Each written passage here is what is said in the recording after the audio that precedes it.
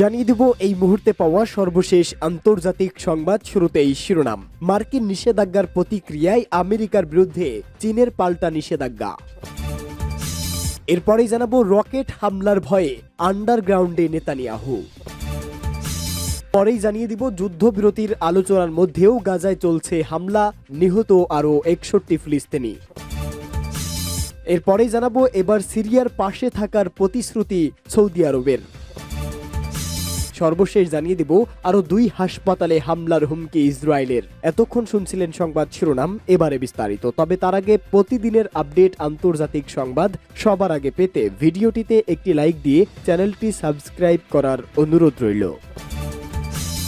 মার্কিন নিষেধাজ্ঞার প্রতিক্রিয়ায় আমেরিকার বিরুদ্ধে চীনের পাল্টা নিষেধাজ্ঞা। চীন আমেরিকার কয়েক ডজন কোম্পানির কাছে পণ্য রপ্তানি নিষিদ্ধ করেছে। চীনা কোম্পানির বিরুদ্ধে মার্কিন নিষেধাজ্ঞার প্রতিক্রিয়ায় চীনের বাণিজ্য মন্ত্রণালয় ওই নিষেধাজ্ঞা দিল। চীনা কোম্পানিগুলোর বিরুদ্ধে মার্কিন নিষেধাজ্ঞার প্রতিক্রিয়ায় চীনের বাণিজ্য মন্ত্রণালয় জাতীয় নিরাপত্তা ও স্বার্থ রক্ষার জন্য রপ্তানি নিয়ন্ত্রণ তালিকায় আমেরিকার 28টি কোম্পানিকে যুক্ত করেছে।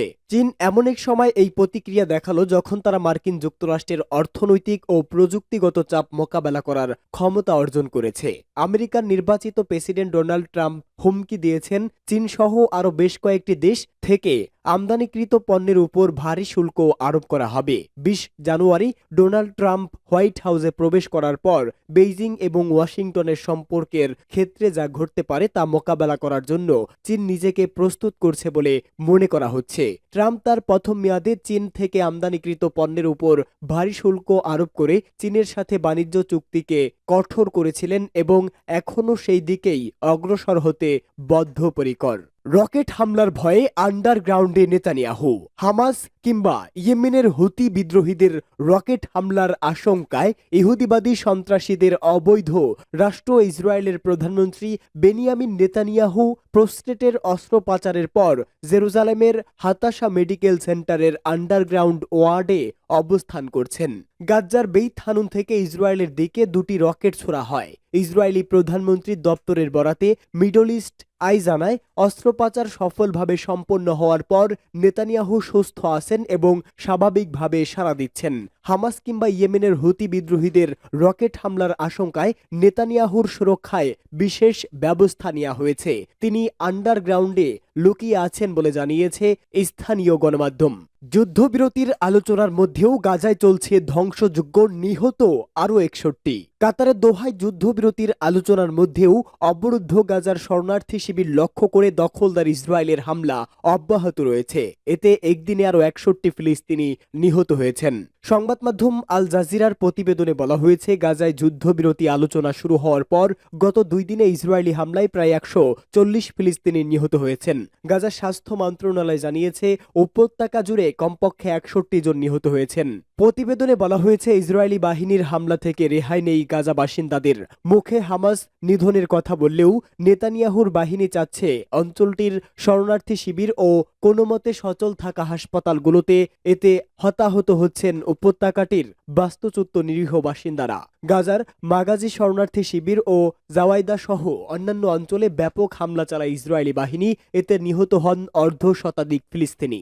ব্যাপক অবকাঠামোগত ক্ষয়ক্ষতি খবর পাওয়া গেছে। ইসরায়েলি বাহিনীর দাবি, হামাসের 40টি অবস্থানকে লক্ষ্য করে তারা এসব হামলা চালিয়েছে। বাসিন্দাদের ক্ষতি কমাতে চেষ্টা করা হয়েছে বলেও দাবি তাদের। যদিও এমন কথা অস্বীকার করেছে হামাস। গাজা ইসরায়েলের চলমান হামলার তীব্র নিন্দা জানিয়েছে অ্যামনিস্টি ইন্টারন্যাশনাল। এক বিবৃতিতে মানবাধিকার সংস্থাটি বলেছে, কামাল আদওয়ান হাসপাতালের পরিচালক ডাক্তার হুসাম আবু সাফিয়াকে ইসরায়েলি বাহিনী কর্তৃক আটক গাজার স্বাস্থ্যসেবা খাত ধ্বংস করার বৃহত্তর প্রচেষ্টা। সিরিয়ার পাশে থাকার প্রতিশ্রুতি সৌদি আরবের। সিরিয়ার পররাষ্ট্রমন্ত্রী আসাদ আল শাইবানি বলেছে, সিরিয়ার পুনর্গঠন, ঐক্য ও আঞ্চলিক অখণ্ডতার প্রতি সমর্থন নিশ্চিত করেছে সৌদি আরব। সিরিয়ার প্রতিনিধি দলের রিয়াদে সফর শেষে এই মন্তব্য করেন তিনি। এক প্রতিবেদনে এই খবর দিয়েছে সৌদি গেজেট। সামাজিক মাধ্যম এক্সে শেয়ার করা পোস্টে আল শাইবানি উষ্ণ অভ্যর্থনার জন্য সৌদি আরবের প্রতি কৃতজ্ঞতা প্রকাশ করেছেন। নতুন সিরিয়ান প্রশাসনের জন্য এই সফরকে একটি যুগান্তকারী মুহূর্ত হিসেবে হিসাবে বর্ণনা করেছেন তিনি। আল শাইবানি বলেন, আমরা এই অঞ্চলকে ইতিবাচক সম্পর্ক গড়ে তুলতে এবং আরব দেশগুলোর পাশাপাশি নিরাপত্তা, স্থিতিশীলতা এবং সমৃদ্ধিকে উন্নয়ন করতে অগ্রগতির ক্ষেত্রে সিরিয়ার অগ্রণী ভূমিকার উপর জোর দিয়েছি। তিনি বলেন, সৌদি আরব সিরিয়ার জনগণ এবং সাধারণ মানুষ এবং নতুন সিরীয় প্রশাসনের প্রতি সমর্থন পুনর্ব্যক্ত করেছে। দেশের পুনর্গঠনের প্রচেষ্টায় অবদান রাখতে তার ইচ্ছা প্রকাশ করেছে বলে মন্তব্য করেন আল শাইবানি। আরও 2 হাসপাতালে হামলার হুমকি ইসরায়েলের। ইসরায়েলি বাহিনী গাজার 2টি হাসপাতালে হামলার হুমকি দিয়েছে। তারা সেখান থেকে রোগী ও চিকিৎসকদের অবিলম্বে সরে যাওয়ার নির্দেশ জারি করেছে। ওই 2টি হাসপাতালের অনেকেই এসেছেন ধ্বংসপ্রাপ্ত কামাল আদওয়ান হাসপাতাল থেকে। আল জাজিরার প্রতিবেদনে বলা হয়, ইসরায়েলি বাহিনীর আক্রমণের হুমকিতে রয়েছে উত্তর গাজার সবচেয়ে জটিল 2টি হাসপাতাল।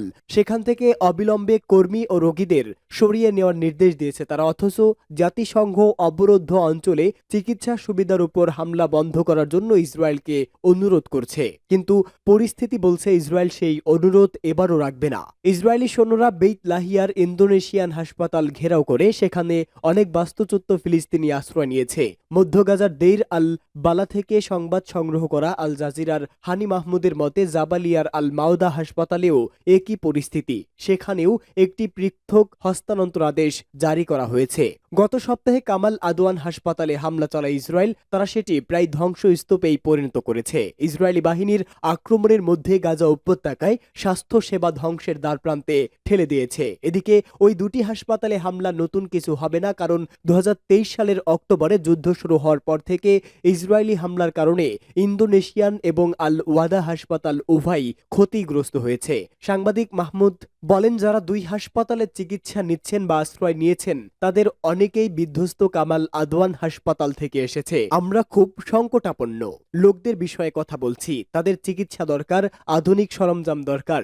এখন তাদের কোথাও রাখা জরুরি। তাদের মধ্যে অনেকেই গুরুতর আহত। গাজায় অবিলম্বে যুদ্ধবিরতির আহ্বান জানিয়ে জাতিসংঘের নিরাপত্তা পরিষদের একটি প্রস্তাব সত্ত্বেও ইসরায়েলি সেনাবাহিনী হামলা অব্যাহত রেখেছে। 2023 সালের 7 অক্টোবর হামাসের হামলা শুরু হওয়ার পর থেকে যুদ্ধে ফিলিস্তিনি নিহতের সংখ্যা ছাড়ালো 45,600 জনে, যাদের বেশিরভাগই নারী ও শিশু। যদিও ইসরায়েল দাবি করে আসছে হামাসের সন্ত্রাসী ঘাঁটি লক্ষ্য করে অভিযান চলছে, এতে হামাস যোদ্ধারা নিহত হচ্ছেন। যোদ্ধারা বেসামরিক লোকদের মধ্যে অবস্থান করায় বা তাদের মানব ঢাল হিসাবে ব্যবহার করায় হতাহতের সংখ্যা বাড়ছে।